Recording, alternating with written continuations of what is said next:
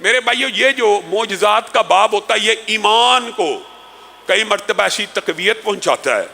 کئی مرتبہ اس کے اندر ایسے ایسے درس پنہا ہوتے ہیں کہ کئی مرتبہ غیر معجزات، ویسے تو اکیلا یہ معجزہ آپ کی اور میری ہدایت کے لیے کافی ہونا چاہیے، لیکن یہ اطمینان قلب کے لیے، تسکین قلب کے لیے رسول اللہ صلی اللہ علیہ وسلم کے معجزات پیشین گوئیوں کے باب میں، دعا کے باب میں اس قدر زیادہ ہیں کہ متعدد خطبے چاہیے، لیکن میں آپ کے سامنے صرف چند مشہور رکھ رہا ہوں۔ رسول اللہ صلی اللہ علیہ وسلم نے یہ کہا، بتائیے اس دور کو ذرا گمان کیجئے کہ جس دور میں رسول اللہ مسجدوں کو مزین کرنے سے منع فرما رہے ہیں کہ تزئین و آرائش کے اندر بھی مقابلے بازی نہیں کرنی، مسجدوں کی کوانٹٹی بڑھانی ہے، تعداد بڑھانی ہے، فیسیلیٹیٹ کرنا کوئی حرج نہیں، لیکن اس طرح کے نقش و نگار مزین کرتے چلے جانا، جیسے گرجے مزین ہوتے تھے، صرف اسی کے اندر غرق ہو جانا، صرف اسی ڈیکوریشن، جس کو استطاعت ہے وہ کرے۔ لیکن اس دور کے اندر رسول اللہ نے کیا فرمایا تھا؟ یہ بکریوں کا چرانے والے، یہ بکریوں کے چرواہے، اور آپ کو پتہ ہے بکریوں کا چرواہا کسے کہا جاتا ہے، اور اس سے مراد کیا ہے کہ جو کھانا کھائیں تو بھی اتنی کوانٹیٹی نہ ہو کہ باہر نکلنے میں بھی آسان نہیں ہو سکے، اور یہ بکریوں کے چرواہے اور چرانے والے ایک وقت آئے گا امت محمدیہ کے اندر یہ آپس میں قیامت اس وقت تک بھی قائم نہیں ہو سکتی جب تک یہ آپس میں ایک سے بڑی ایک بلڈنگ بنانے کی دوڑ میں شامل نہ ہو جائیں۔ برج خلیفہ بنایا دبئی میں تو کوئی جدہ میں ٹاور بنا رہا ہے، کوئی ابو ظبی میں اس سے بڑا بنا رہا ہے، کوئی مکہ کے اندر خانہ کعبہ کے سامنے کلاک ٹاور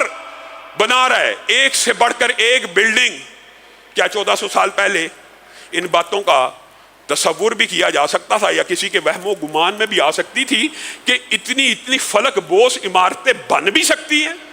کیا اتنی اونچی عمارتیں بن بھی سکتی ہیں؟ کیا عرب اتنی اونچی عمارتوں کو بنانے میں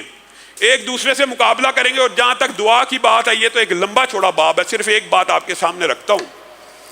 حضرت انس کہتے ہیں میری ماں نے رسول اللہ صلی اللہ علیہ وسلم سے آ کے گزارش کیا، اللہ کے رسول، یا انس آپ کا خادم ہے، ملازم ہے، ساری دنیا کو آپ دعائیں دیتے ہیں، اس کے لیے بھی کچھ دعا کر دیجئے۔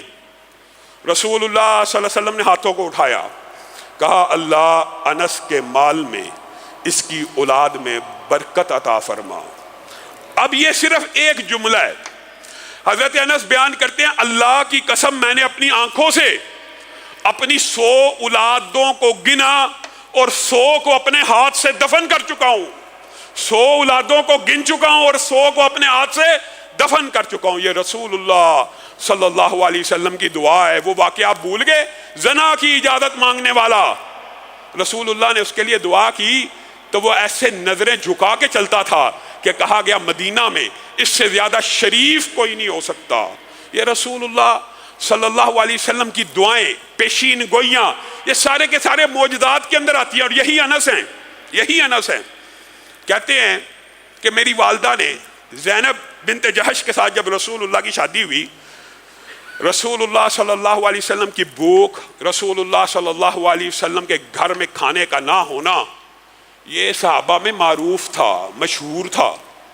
لوگوں کو پتہ ہوتا تھا صحابہ کو کہ یہ والی مدینہ ہے، یہ ریاست کا ذمہ دار ہے، یہ ریاست کا صدر ہے، یہ ریاست کا وزیر اعظم ہے، یہ ریاست کا سب سے اعلیٰ ستون ہے، لیکن یہ مہنگائی کے بمب عوام پہ نہیں گرا رہا،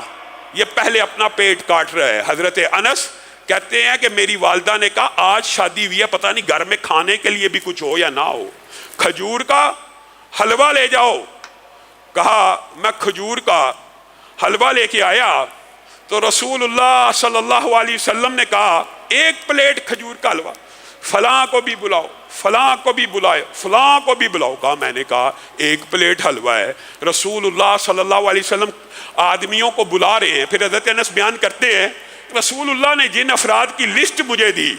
اور میں نے ان افراد کو کاؤنٹ کیا، کہتے ہیں مجھے یاد نہیں پڑتا، یہ ضرور ہے یا وہ 71 تھے یا وہ 72 تھے،